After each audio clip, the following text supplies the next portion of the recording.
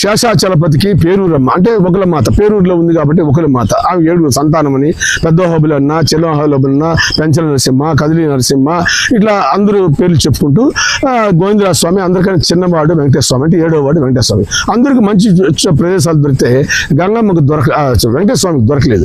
అప్పుడు గంగమ్మ దగ్గరికి వచ్చి బాధపడతాడు, చెల్లి అందరికి మంచి ప్రదేశాలు దొరికినాయి, నేను ఎక్కడ నిలబడినా అక్కడ భూమి కుంగిపోతుందంటే నేను నీకు మంచి ప్రదేశం చూపిస్తే నువ్వు నాకేమిస్తావు అని అడుగుతుంది ఆమె.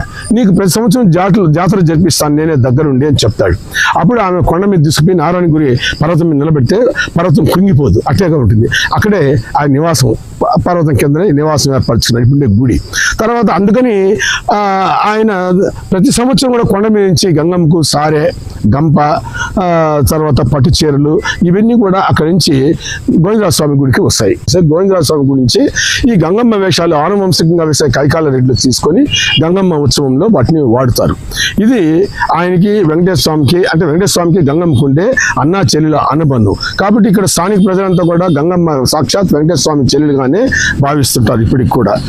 మొన్నటి వరకు దేవస్థానం వాళ్ళే జాతర అంతా కూడా నిర్వహణ అంతా చేసేవాళ్ళు. ఇప్పుడు రకరకాల కార్పొరేషన్లు, మున్సిపాలిటీలు అన్నీ వచ్చి దేవస్థానం మాత్రం ఇప్పటికీ సారే, గంప ప్రతి సంవత్సరం ఇప్పటికీ వస్తూనే ఉంది. అది వేరే విషయం.